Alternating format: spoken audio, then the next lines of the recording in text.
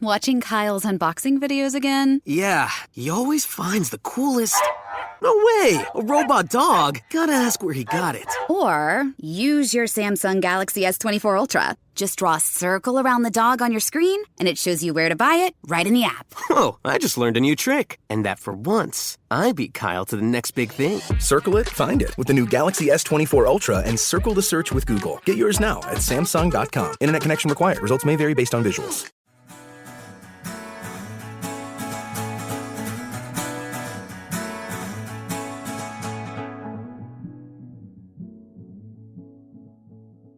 Throw logic out the window because we're talking about relationships. The security and well-being of your partner is as significant to you as your own security and well-being. One thing worse than being in a bad relationship is being in a bad relationship and lying to yourself about it. I mean, just 10 big myths that I need to blow up here so we don't wind up with unrealistic expectations.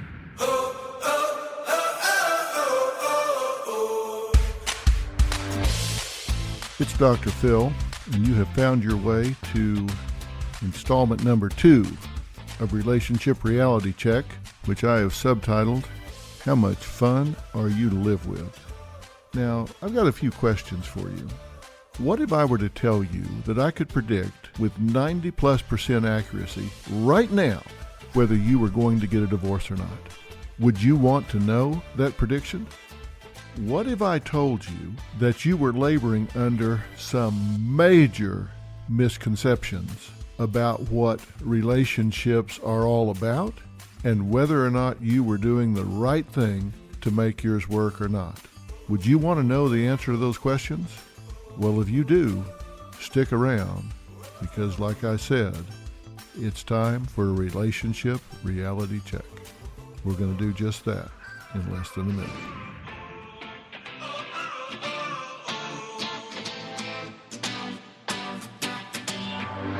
I'm Katie Maloney, I'm 37, a divorcee, and I'm out here falling in love every day with myself. And I'm Dana Cathan, 33, former needy mess, and delusional Leo, but I've never been happier. Never been happier. You know that. Good. The foundation of this podcast is for people who want to live their life unapologetically. It's a safe space for anyone who's going through a transition in their life or just dealing with the regular bullshit. It's a religion. We're not saying that we're looking to start a coven, but that might be why we started but this we're podcast. not saying that. Join our cult. Community. The coven. Religion. Okay, let's just stick with community. Listen to the podcast. Listen to the podcast. When we were talking last week, I was going over some things that probably didn't sound relationship-oriented because I was talking about you. And the reason I was talking about you, as you will recall, is I was saying the most important relationship you'll ever have is the one that you have with yourself. Because let's face it, if you don't like you, and you have to drag yourself with you everywhere you go, then you're going to show up with somebody you don't like. And what kind of mood are you going to be in if you're showing up somewhere with somebody you don't like, even if that person is you? And you're with you 24 hours a day, 7 days a week. And so that can really get old. It can really irritate you. So the first thing that I said you needed to do is get right with yourself. Get honest with yourself. If there are things you don't like about you, I said we're going to have to talk about changing those things. Remember I said you're a life manager and you have one client, and you have to do a job evaluation. You have to do an evaluation of how you're doing as a life manager. And if you've managed yourself into a life of misery, depression, loneliness, poor health, financial ruin, constant stress, discord, conflict, then you're doing a crappy job of being a life manager. The problem is you can't fire yourself, so that means you got to coach yourself out of it and stick with it. So I tried to bring your attention to that so you could stop blaming other people and say, look, I'm the one that's managing my life, so if it's not where I want it to be, I need to do a better job. I need to change what I'm doing from the inside out. I need to stop blaming other people and realize I'm the one that put me here. Nobody made me do this. I chose my partner. I chose my job. I chose my geography. I chose all of this, and only I can change it. So that's why I started focusing on you. Now, assuming that you've been thinking about that, and I certainly hope you have, I want to start talking to you about how that interplays with the relationships you have in your life. Now, I'm going to talk about this as though it's a marriage. This can be your significant other. Maybe you're married, maybe you're not. Maybe it's your best friend, maybe it's your boss, maybe it's someone else. But I'm going to talk about this as though it is your significant other. It is your spouse, your wife, or your husband. But trust me, everything that I say involves every significant relationship you have.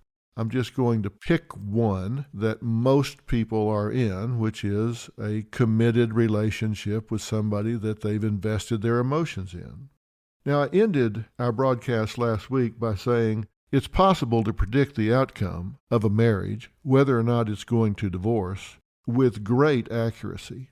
And I'm not just saying that because I've got a really good eye for this. I just have this unique ability to spot things. There's actually been a fair amount of research done on this by some really good researchers. One of those is Dr. Gottman, and Dr. Gottman has been researching this for decades, and there's a marriage lab involved. There's all kinds of observation of couples, and longitudinal data has been collected to determine whether or not the presence of certain characteristics predicted who was going to get a divorce and who didn't, or other characteristics predicted whether somebody was going to get a divorce or they weren't. And across time, it's really been narrowed down to certain traits and characteristics that predict whether you're going to get a divorce or not. And I'm going to tell you what they are right now, and then we're going to talk about what to do about them. This has been derived from 7 different studies that Dr. Gottman has done. And these studies included all different kinds of couples, those that were divorced, those that remained together that were happy, and those that remained together that were miserable.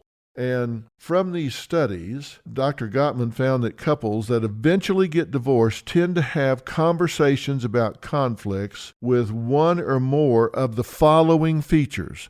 So I want you to think about these, write them down. They're going to be on the website, but you need to ask yourself, do I have one or more of these following features in my communication pattern with my significant other? And if you do, then I can tell you that you're likely to get a divorce, and I can tell you that with 94% accuracy. Now think about what I just said. If you do one or more of the 6 things I'm getting ready to tell you, research says there's a better than 9 out of 10 chance you're going to wind up getting a divorce. And that means one of 2 things. You either just ought to go ahead and get it now and save yourself the trouble, or you better change what you're doing. So what's number 1? Number 1 is couples that tend to wind up getting a divorce manage conflicts with what is called a harsh setup. Now, what we're talking about here is there is an obvious sign from the get-go, from word one, that this conflict is not going to go well because it starts with sarcasm and other negative forms of communication. And that can be criticism or other expressions of contempt. And when I say sarcasm, it can be mocking the other person, mocking the way they talk, mocking what they say. It can be, you're just like your father. Oh, you're just like your mother. How does anybody ever respond to that? I mean, you're attacking their parent. So if it begins with a very harsh setup where there's sarcasm, mocking, criticism, character assassination, where whatever the issue or topic was, that has been pushed to the side. This has gotten personal, and there is an attack on the individual's character, worth, and value. People that do that in arguments wind up divorced 94% of the time. Number 2 are the 4 horsemen. And these are 4 forms of negativity that have been shown to be so devastating to a marriage that Dr. Gottman referred to these as the 4 horsemen of the apocalypse. And these are criticism, contempt, defensiveness, and stonewalling. And by the way, they actually occur in that order. It starts out with criticism and then contempt for the other person, which draws defensiveness from the other person, and then they wind up just stonewalling. It's just like the garage door comes down, and now you're just talking to a wall. Conversation dries up. I got nothing to say to you. They shut down mentally, emotionally, physically, and typically withdraw from the situation. So the 4 horsemen are criticism, contempt, defensiveness, and stonewalling in that order. So think about your conflict patterns, because it's not just that this happens once. If this has happened once in your relationship, or it happens once a year or occasionally, that doesn't mean you're going to get a divorce. But if these things occur in pattern, this is the pattern with which you communicate and deal with conflict, that's when you can predict that they're going to lead to divorce. So ask yourself, what's your pattern of communication with your significant other? Do you go at it constructively? Do you problem solve together? What is your objective when you have a conflict or a disagreement? You see, some people have a disagreement. They have an argument over we're going to do A or B, and their objective when they enter the conflict is to win. And you're probably thinking, well, of course my objective is to win. Why else would I be in this argument? Well, let's just unpack that for a minute. Let's say you get into an argument with your significant other, and let's assume that this person is your significant other because you value them, you love them, you care about them, you nurture them, you wish them well. But then you get into an argument and you want to win. Well, let's extend that out. If you're going to be a winner, what does that mean they're going to be? If there's a winner, there has to be what? A loser. Do you like to lose? So do you think they like to lose? How do you feel when you lose? You feel down, depressed, broken, resentful? I mean, I think about winning and losing because I grew up in athletics, and I remember walking down the hallway in high school, and we were going to play the Titans. The signs on the wall would be, crush the Titans, devastate the Titans, annihilate the Titans. So the idea was you just wanted to stomp them into a mud hole. You wanted them to get on that bus with their heads hanging down, their tails between their legs, saying, man, they crushed us. We don't ever want to come back here again. They dominated us. Well, that's because it was a competition. And if when you have a disagreement with your partner, it becomes a competition, then there's going to be a winner and a loser. So, I mean, what are the banners in your head? Devastate Debbie. Dominate Debbie. Trounce Debbie. I mean, is that really what you want to do? I mean, is this a win-lose situation? And then let me appeal to your greed. What kind of company is a loser? You win the argument, you dominate, devastate, trounce Debbie. Now you have the rest of the evening stretched out ahead of you. What kind of companion is she going to be? Is she going to be a lot of fun for the rest of the evening? Is she going to be real happy to be around you? I mean, you just stomped her into a mud hole. I mean, is she going to be like, oh, hey, let me sit in your lap? I so trust you with my feelings and emotions. Of course not. She's not going to want to be around you. And when she is, she's going to be defensive and shut down. She's going to stonewall you. The 4 horsemen. You say, well, then what is an argument if you're not going to try to win? What if instead of your goal to win, you make it your goal to be heard? H-E-A-R-D, heard. I want you to hear my point of view. I want you to acknowledge my point of view, and then you do with it as you will. And I will hear your point of view, and then let me do with it as I will. So the conclusion of this disagreement is going to be that we have heard each other. Heard, H-E-A-R-D, not H-U-R-T. I know this is audio, so I want to be clear. The objective is that we have heard each other. So if your objective is that you hear your partner and that they hear you, then you retreat, and across time, I promise you're going to find that if you truly love one another, you're going to get out of the combat zone and you're going to try to find some middle ground. where you can accommodate as much of what your partner wants as you possibly can, and your partner's going to accommodate as much of what you want as they possibly can. And that means both of you are moving towards the middle, and you're going to narrow the gap of difference a whole lot more than you think you can. And sometimes you'll do 75% of the compromise and your partner will do 25. Maybe the next time your partner will do 75 and you'll do 25. But across time, you tend to find that middle ground where you find ways to coexist. You find ways to live together, whether it's differences about parenting, about spending money, about in-laws, religion, sex, whatever it is. You tend to find a way where you're sensitive to each other's position, but you give each other a face-saving way out of the conflict. You reflect on it, and later we're going to talk about how to fight fair, rules of fighting fair. But before we actually get down to tactics, we have to first talk about the strategic approaches to this. So you can see why the first two things that predict divorce are the harsh setup, sarcasm, criticism, contempt, and then the four horsemen: criticism, contempt, defensiveness, and stonewalling. The third of 6 predictors is called flooding. And this is a term that describes the overwhelming and sudden nature a partner's negativity can take, particularly in the form of them just blasting you with both barrels with character assassination, all of this contempt and criticism that they bring.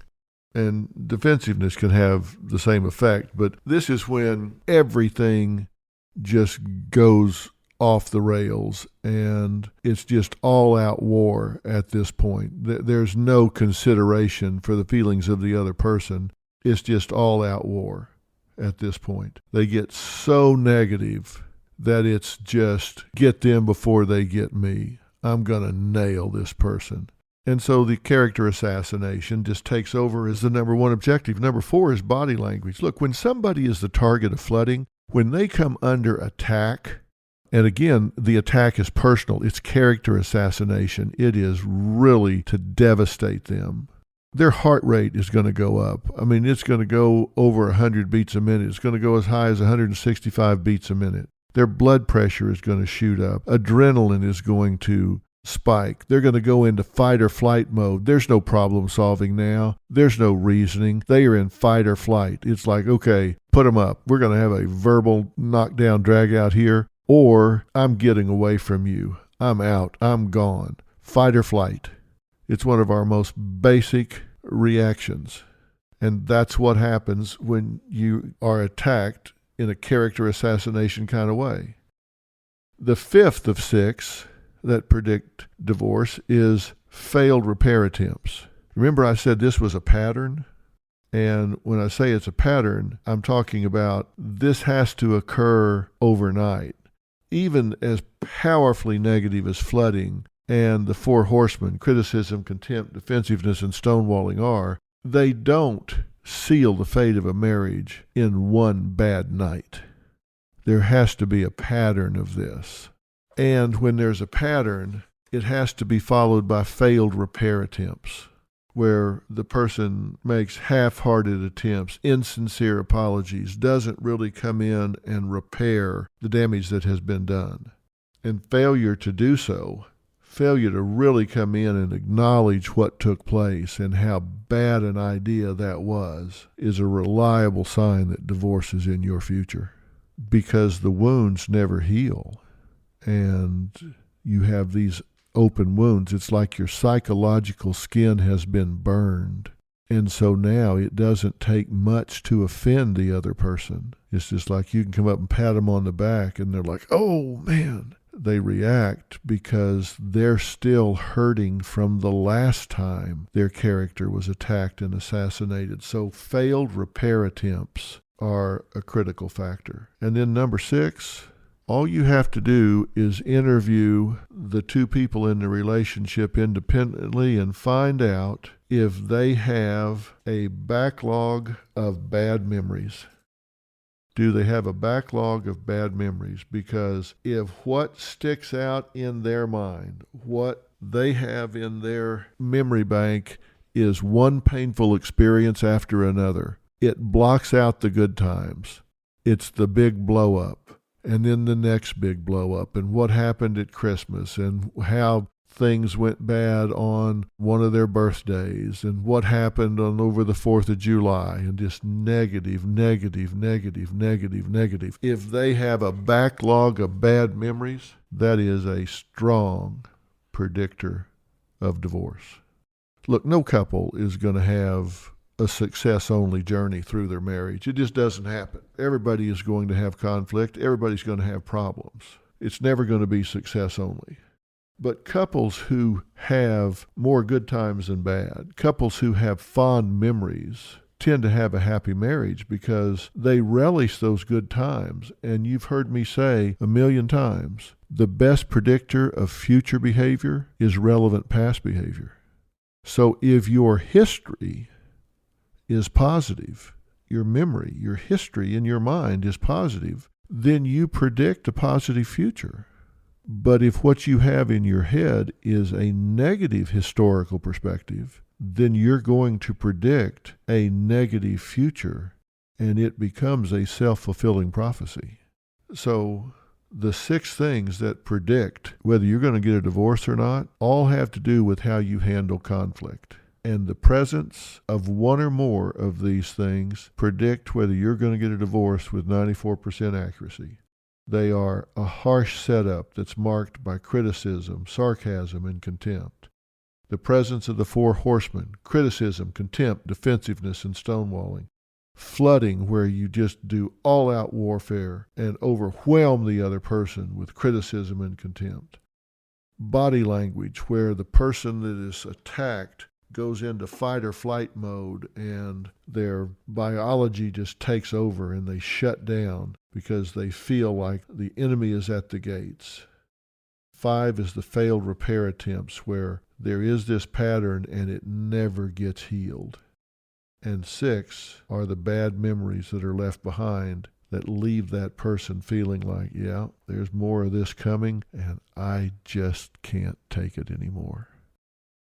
So you need to do an assessment on your marriage, your relationships, and if any of those 6 are present in a pattern-like way, then that goes on the top of your to-do list. Look, I believe that 50% of the solution to any problem lies in defining it. And when I ask a lot of people over the years, tell me the state of your marriage, they can give me an incident that happened. They can tell me how they feel or the pain that they're experiencing, but they cannot articulate the state of their marriage. They can't tell me what the issues are that are undermining their marriage. They can just say, it hurts, I don't like it, I'm unhappy, we have a lot of conflict. I say, why is that? Well, we just do. Well, why is that? What are the issues? And sometimes they'll give me a few topics, but no issues. And I can assure you, when you fight about everything, you're fighting about nothing. You have damaged each other. You have assassinated each other's character. Maybe you've carried forward a generational legacy. You have learned what you've lived. You grew up in a house that was combative, so now you're just replicating that in your own home. I don't know, but you need to know. When I say, how's your marriage, and you talk about your pain, that doesn't tell me anything. I can't stop your pain if I don't know what's causing it. 50% of the solution to any problem lies in defining it. What is it? What's working in your marriage? What's not working in your marriage? What are the assets? What are the liabilities? You've also heard me say life law number 4, you cannot change what you do not acknowledge. What do you need to fix? Not what your partner needs to fix. What do you need to fix? My dad used to tell me when I was really in my late teens and early 20s, he used to tell me, boy, you need to spend 5% of your time deciding whether you've got a good deal or a bad deal, and 95% of your time deciding what you're going to do about it. And that was wise counsel, because sometimes it is what it is. The world's not fair, life's not fair, it just is what it is. And so some people spend 95% of their time lamenting how unfair things are. I've never been so afflicted. I do spend 5% of my time saying, well, this isn't fair. This isn't right. I hate this. This really pisses me off. but that's about 5% of the time. Then I deal with reality and say, okay, what am I going to do about it? So maybe your marriage is hell. Maybe you're living in an emotionally barren relationship. Maybe it's not meeting your needs. It's not giving you what you want at all. Okay, what are you going to do about it? Maybe you married the wrong person. Maybe your partner married the wrong person. But that's where you are. And maybe you got married and then had kids, or maybe you had kids and then got married. But you are where you are. What are you going to do about it? And there are things you can do about it. I want you to do something for me. I'm going to put this on the website because there's something I want you to fill out. It's called a personal concepts profile. And this has the stem of 42 sentences, just the stem of 42 sentences. And I want you to complete these sentences. The important thing is that you are brutally honest, because you can write down softball answers, you can write down goody two-shoes, fluffy answers because you want it to look good. But here's the deal. This is for your eyes only. Nobody's going to see this but you. Later, I'm not going to say, okay, now trade these with your partner. No, this is just for you. But it's important that you write it down. It's not enough that you just answer it in your mind, because I need you to remember what you wrote down first impression. I need you to go back and look at it. And I'm going to tell you why in a minute, but you're going to have to write these down. I'm going to give you a few examples of the kind of sentences I want you to complete. I tend to deny blank. I am happiest when blank. I hate it when blank. When I get angry, I blank. If only I had blank. My worst trait is blank. I feel like a phony when blank. I can't forgive blank. Men blank. Women blank. If only blank. Now, those are maybe 10 or 12 examples out of 42, but I want you to fill out all 42. And it's very important that you write these down, because it will give you a whole different perspective on how you look at things. Because then I'm going to have you go back and look at your responses to 4, 6, 7, 16, 17, 24, 25, and 31, and that's going to tell you a lot about anger in your life. And then I'm going to have you look at the answers to another subset of questions that's going to tell you a lot about fear in your life. And then another subset is going to tell you a lot about loneliness in your life. A fourth subset is going to tell you a lot about blame and forgiveness in your life. And then a fifth subset is going to tell you a lot about your dreams in your life and relationship. And all of that's going to be on the website. So the 42 statements are going to be there. And then this key that says, look at these specific answers to get some insight into anger, fear, loneliness, blame and forgiveness, and your dreams. It's going to tell you an awful lot. And then while you're on the website, I want you to do a relationship health profile. And these are 62 true-false questions. And you can go through them very quickly, and I want you to go through them quickly. I don't want you to debate the answer. I want your first gut-level impression.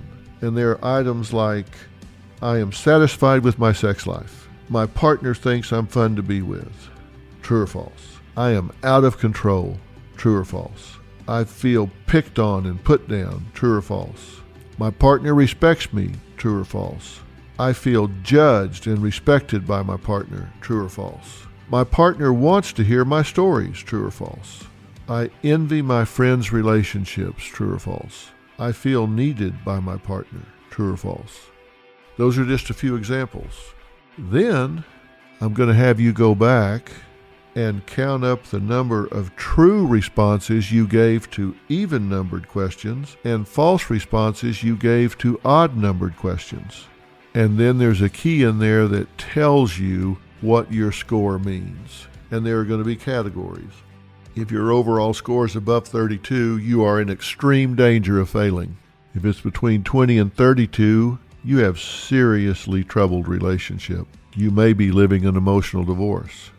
If you're between 12 and 19, you're probably about average, which is not great. Certainly needs work. And if you're below 11, you're well above the norm and probably only have isolated areas you can improve. So those are some areas that I'm going to want you to look at in the beginning so you can get some real insight to where you are. Because as I said, I ask people, how's your relationship? And they go, I'll tell you where we fight and what we fight about, but we really don't know. You're not really able to answer it. And there's one last thing I want you to do while you're there, and it's pretty short. It's true or false, and there are only 10 questions. It is a relationship chemistry test, and I'll give you just a couple of the questions to give you a flavor of it. I am no longer physically attracted to my partner. Sex with my partner is energetic and satisfying. At various times I resent my partner. My partner and I no longer kiss and caress. Those are all true or false. There's just going to be 10 of those, and then I'm going to tell you how to score it and what it means so you can tell where you are chemistry-wise in your relationship. Has the sizzle gone out? That's what you want to know so you can put something on your to-do list. Now, that's all on the website. But now, I've got some tough questions for you. And you're probably thinking, well, wait a minute. What have you been asking me so far? You've been asking me, do I still have sex with my partner? You've been asking me true, false questions about, do I still care about my partner, having me finish sentences that are really hard to finish? And now you say you're going to ask me 5 tough questions? Well, yeah, I am. And these are essay questions. These are not yes or no questions. But here's the deal. You've got to be really candid with yourself here. And again, I'm going to tell you, later on, I'm not going to say, okay, now trade journals with your partner. No way am I going to say that. In fact, when we get through with this, you may want to shred these. You may want to take these out in the field somewhere or go get a garbage can somewhere and burn these, because this is where you can be completely candid with yourself. And I say that because, as I've said, you cannot change what you do not acknowledge. So we've got to get really, really real. And if you were listening to my Living by Design series, and if you haven't, I highly recommend it. One of the things I said was consistent among champions is they deal with the truth. And the same thing is true here with relationships. There are just 2 things worse than being in a bad relationship. One thing worse than being in a bad relationship is being in a bad relationship and lying to yourself about it, being in denial about it. And the other thing worse than being in a bad relationship is knowing about it and doing nothing about it. You're not in denial, you know it, you've admitted it, and you don't do a damn thing about it. I've said before, the only thing worse than being in a bad relationship for a year is being in a bad relationship for a year and 1 day. And you don't want to do any of these negative options, so that means we've got to be honest. And here's the first of the tough 5 questions. Now, look, love has probably been decoupaged on everything you can get decoupage on. Every T-shirt that you can buy, love is a box of puppies. Love is watching the sunset together. But let me give you a definition that we can use for love for the purposes of our conversation. And at least one definition of love, and you won't see this on a T-shirt because it's too long, is that the security and well-being of your partner is as significant to you as your own security and well-being. Now, what does that mean? It means that you care more about your partner than you do about yourself. Loving someone means you would push them out of the way of a bus and take the hit for yourself. You'd take a bullet for them. You would die for them. You care more about their safety and security, nurturance, happiness than you do about yourself. Okay, if that's one definition, then here's a question. Would you say, based on results, you behave in a way that reflects that you are in love with your partner? Using that definition, that you put their interest ahead of your own, their safety and security is important to you, would you say that based on results, not your intentions, not your thoughts, but the way you have behaved, would you say your behavior reflects the fact that you are in love with your partner? And why do you say yes or no? Because I want you to write this down. Why would you say yes or no? What have you done that demonstrates that you love your partner based on our definition? Or what have you failed to do that indicates that you're not in love with your partner? Question number 2, using the same definition, would you say your partner is in love with you?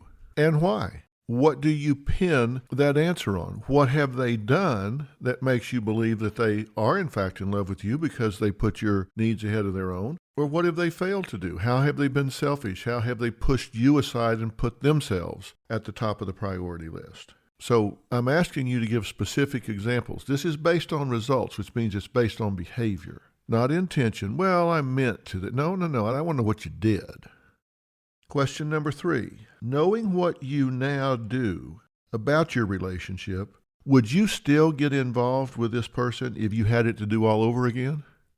Now think about what I just said. If you knew then what you know now, maybe you're 5 years in, maybe you're 10 years in, maybe you're a year in, but if you knew then what you know now, would you have taken the leap?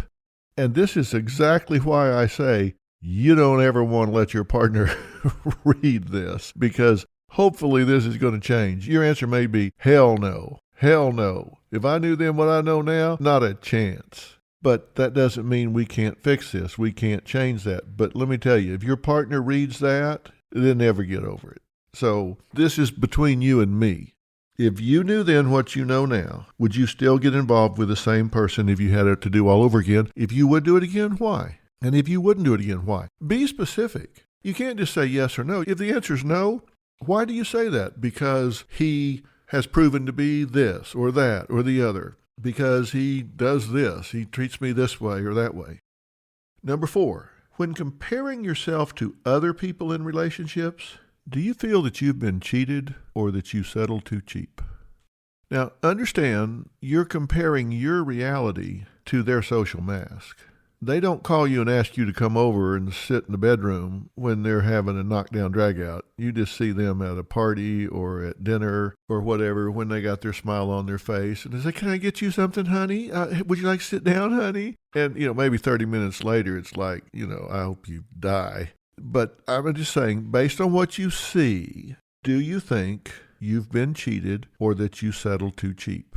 And again, I ask that realizing you're comparing apples and oranges, but I'm interested in your attitude, whether you feel like you've been cheated or settled too cheap, and if so, why? What is it you think you see in other people, in other relationships, that you didn't get? And again, you have to write this down.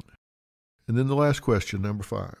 If you could break off your relationship right now, if you could get a divorce from your partner right now, without any inconvenience, no legal costs, no embarrassment, no undue hardship on your children, if you could just wave a magic wand and undo it all, would you do it?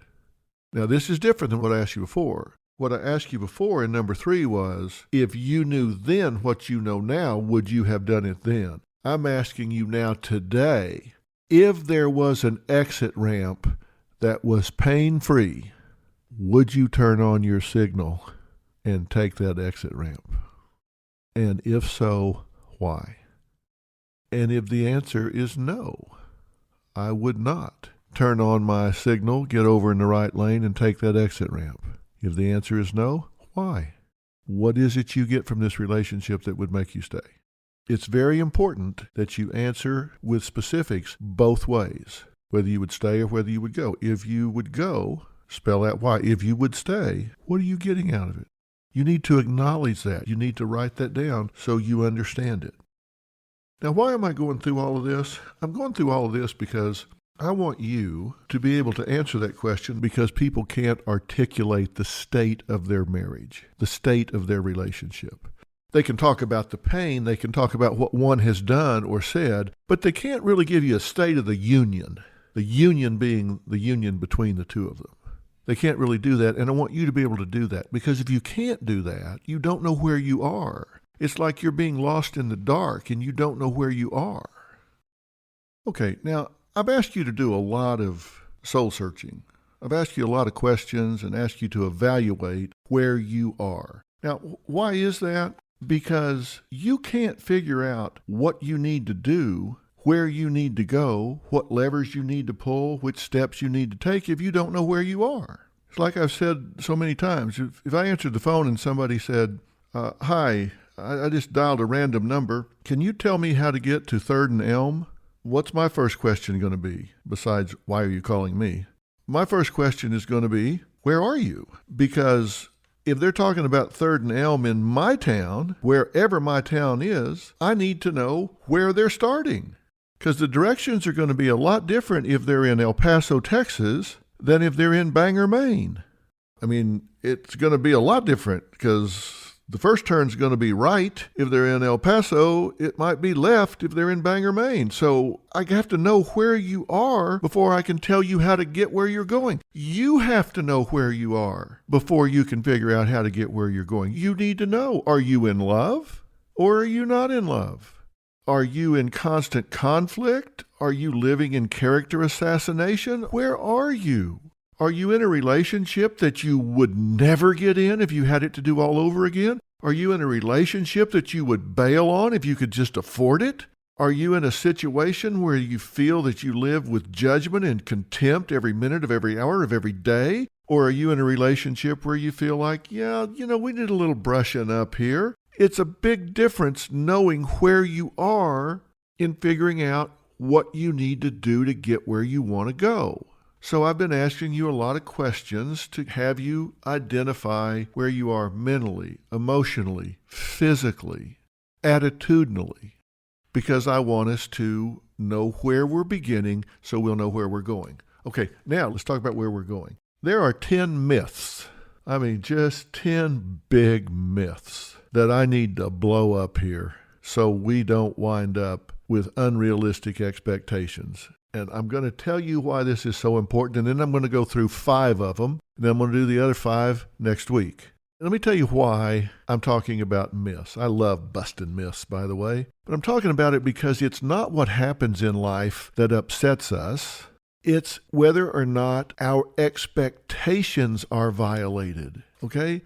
If you get married and you have this Hollywood, fanciful sitcom view of what marriage is, and then what you get is just an average typical marriage, you can feel like, oh my God, I've made a horrible mistake, because there's no soundtrack that kicks in. There's no laugh track that kicks in. Everything doesn't get resolved in 30 minutes. And you go, oh my God, we must be horrible people. If you're in the infatuation phase and you said, oh, we're so in love, all we need is each other. That's not true. You also need rent money. You got to pay the utilities. You got to both have jobs. You've got to figure out a division of labor. You got to figure out what you're going to do when his mother comes over, when her mother comes over. I mean, it's completely different than the infatuation phase. So if you go into it just thinking we're going to always be in love, it starts out like, oh my God, we know each other so well, we finish each other's sentences. And 6 months later, it's, yeah, quit interrupting me. It's completely different. Everything changes across time. So if your expectations are violated, then you're going to cry foul, when in fact what you may have is fine. You just didn't expect the right thing. So I want to blow up some of the myths that people expect, because if you don't expect wrong things, then you won't be so upset. And let me tell you, throw logic out the window, because we're talking about relationships. And when you talk about relationships, you're talking about emotions. And when you're talking about emotions, logic has no place. Emotion takes the place of logic. Myth number 1. I love this one. A great relationship depends on a great meeting of the minds. Doesn't that sound lofty? A great relationship depends on a great meeting of the minds. It just feels like, we've got to be birds of a feather, that they should be more alike than different. The problem is it's a complete crock. You're not ever going to see things through your partner's eyes, and if you ever have to stop being 100% of who you are to be half of a couple, the price is too high. If you have to stop being you to be half of us, you made a bad trade.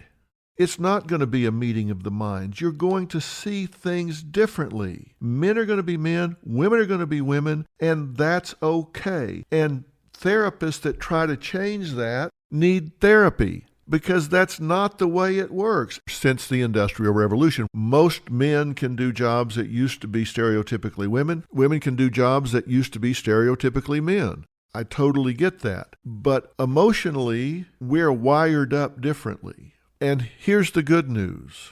I don't want a wife that thinks and feels like I do, because trust me, I do not want to be married to me. Under no theory, under no circumstances do I want to be married to me. God help me if I was married to me. Somebody that thought like I did, problem solved like I did, reacted like I did. That would be the most boring thing I can imagine. I'm married to someone that is very different, very, very different. And that's a good thing. It's complementary. The things that aren't natural for me are natural for her. The things that are natural for her are natural for me. And so that works out. You don't have to have a great meeting of the minds. It's not better or worse. Men aren't better because they're one way or another. Women aren't better because they're one way or another. But there are individual differences. You don't have to have a great meeting of the minds. And because you and your partner don't see everything exactly the same way, that's okay. In fact, it's a good thing. Like I said, I do not want to be married to me. Myth number 2, a great relationship demands a great romance. Well, that's not true. Look, these things happen in phases. Think about it. When you were first together, that's the infatuation phase. There's a big difference between falling in love and being in love. And it's not that one's better than the other. They're different. Falling in love is fun, right? You stay up till 3 o'clock in the morning and you're talking on the phone for hours and everything is fresh and new and you're infatuated and you get butterflies every time he or she walks in the room. That's the infatuation phase, the falling in love phase, the honeymoon phase. But that just can't last forever. It doesn't last forever. What happens is you transition to a more comfortable love, where you're at ease with each other. And one's not better than the other. Trust me, I've been married 43 years. We've been together for 47 years. And we're very much in love. It's not that we're not in love. We're not falling in love. We fell in love almost 50 years ago. But we're still in love 50 years later. But it's very different. We're very comfortable with each other. We love spending time together. We find each other interesting and fascinating in different ways. And about the time I've got her figured out, I don't, because she's multi-sided and has different interests, and that's what makes her so interesting. But there's a big difference. So if you think the sizzle's gone out of the skillet, well, maybe that's true, but what's it been replaced with? There might have been sizzle in the skillet, but now there's a warm bun in the oven. And I don't mean that in a pregnancy sort of way. I mean, it's just a different kind of warmth and connection and depth of emotion that is shared between two people in a relationship. So there are phases, and one's not better than another. They're just different. You may not want to stay up all night talking to your partner now, which you did 10 years ago or 15 years ago. Now you might get the same pleasure out of keeping each other's feet warm and getting a good night's sleep with your backs up against each other. That can be very rewarding. It can be very comforting. It can be very nurturing. And the number one need among all people is acceptance, belongingness. And feeling that from your partner in a safe, secure, predictable way is meeting man's number one need. What could be more rich than that? If you define great romance as infatuation and falling in love, no, you don't have to have that. And if it's not in your relationship, focus on what is in your relationship. That you can count on your partner, that relationship is predictable, that it's dependable. It doesn't mean that you can't surprise each other. It doesn't mean that you can't still have some mystery and find ways to keep things interesting. Of course you can.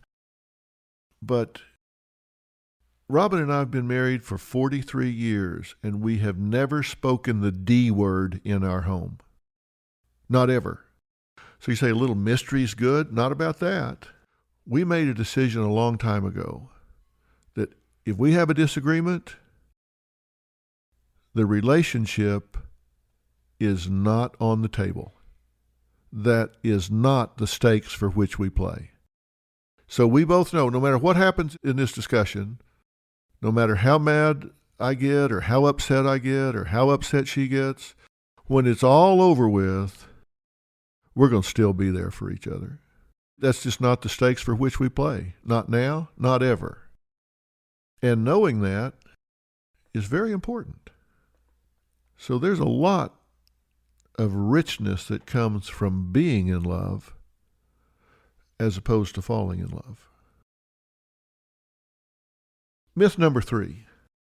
A great relationship requires great problem solving. Hardy har har har har. I have talked to so many marital therapists, of which I was the worst I've ever met, by the way. That may make you want to hit the stop button and go do something else. I just didn't have the patience for it. I've talked to so many marital therapists that say, what do you focus on? Well, we teach them how to recognize and solve problems. Oh, really? How's that working for you? No, you don't. You want to know why the same issues keep coming up generation after generation after generation after generation? Because they never get solved. How many generations do you think it goes back where one part of the couple, either the husband or the wife, thought the other was too harsh with the kids, and their partner thought their partner was too easy with the kids? There was the hard disciplinarian, and then there was the soft place to fall. How many generations do you think it goes back where kids thought divide and conquer? They knew which one to go to. They knew where to go to get a yes. They knew where to go to get by with something easy. Why do you think that has persisted back to the 1600s, the 1700s, the 1800s? I mean, why? Because it's never been solved.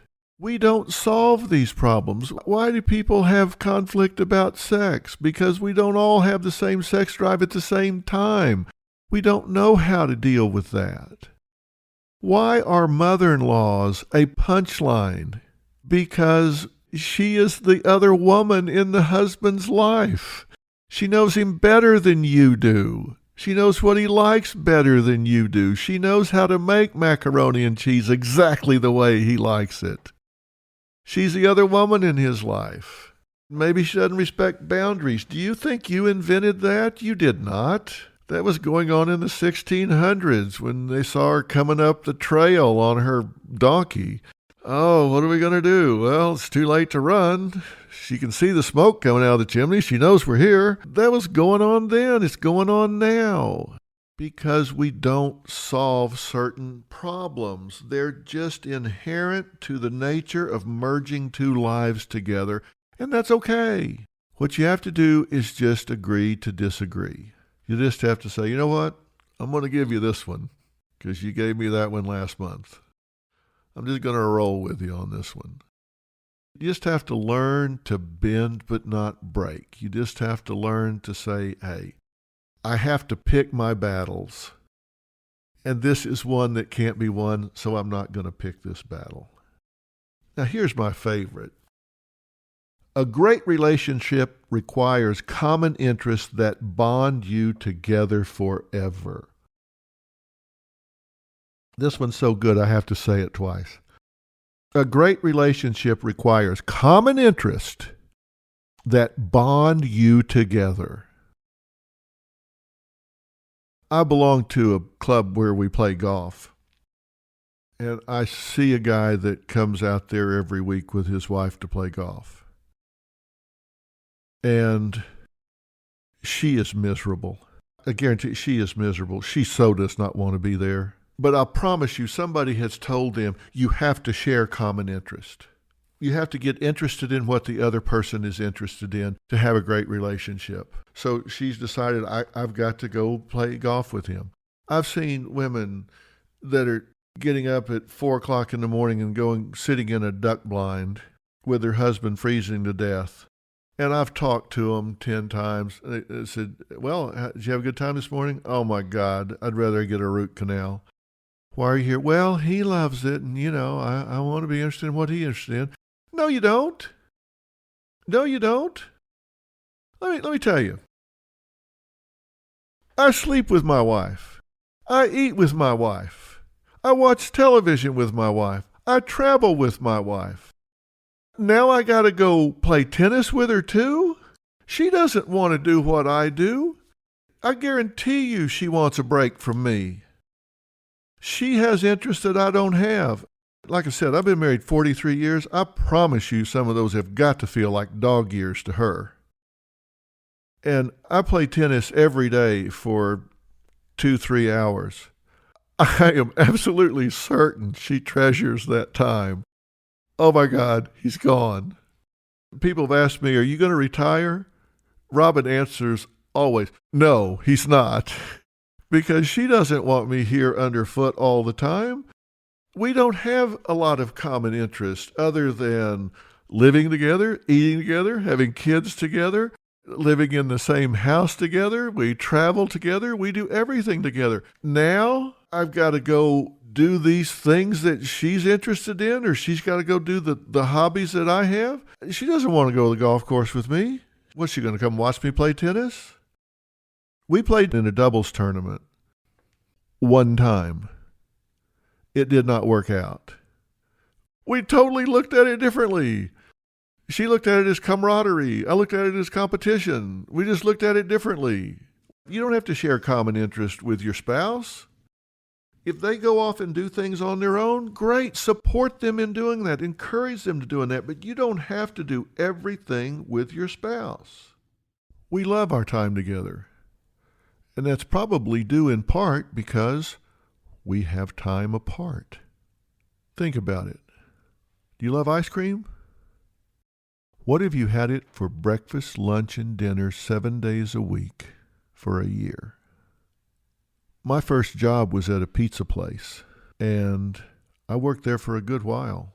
And then I got fired because I kept forgetting to put the drinks on the ticket, and that apparently was a really high-profit item. And so they said, after telling me about 10 times, they said, all right, sorry, you're out of here. So I got fired, but I was 13 and lied and said I was 16, so I guess my brain wasn't quite ready to put the drinks on the ticket. But after working at that pizza place, I couldn't eat pizza for like 5 years because as soon as I smelled it, it was like, oh my God. I was so saturated with the spices and ingredients and everything of pizza, I couldn't eat it again for 5 years. And then all of a sudden, it was okay. I just started eating it again. But I was so overwhelmed with it that I just lost my appetite for it. I don't want that to ever happen in a relationship. You need breaks. You need time alone to go do something. Go do something with your friends. Go do something in your workshop. Go spend time in the garden or at the library or doing whatever you want to do, whatever your interests are. You need some time alone. I promise you, you need some time apart from your partner. Myth number 5, and then we'll be done. And this one is just such a ridiculous myth that I'll be very quick. It says, a great relationship is a peaceful one. I list that as a myth, but I don't really know it's true because I don't think it's ever happened. There is no relationship that is entirely peaceful. People ask Robin and I, do you guys have big arguments? The answer is no. We don't have big arguments because we don't let them get big. We deal with things as they come up. We don't let it build up for 30 days and then go nuclear.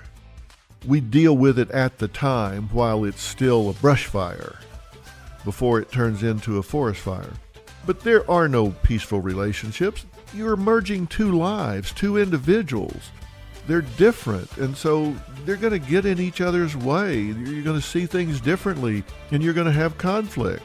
And some of it you'll never resolve. And if your expectation is, I'll never resolve this, I'll just live with it, well, then that's okay. That's okay. If you don't have the expectation that it's going to be a success-only journey, then you won't freak out when it's not. Recognize there are going to be rough patches. You're going to have some disagreements. And later on, I'm going to talk to you about how to fight fair. When I say fight, I mean argue. I mean disagree. I don't mean physically fight, because that's a drop-dead deal breaker. So those are 5 of the 10 myths that I want you to get clear in your mind. There is no weaker sex. There is no superior way of thinking about these things. We need to embrace the differences. We need to embrace the differences. I told you how you can predict divorce. If you're doing those things, you need to stop. When we're together the next time, I'm going to tell you something, one thing that can absolutely change the destiny of your relationship. And it has to do with the first 4 minutes. The first 4 minutes. Think about that between now and when we talk again. I'm Dr. Phil. Thanks for listening.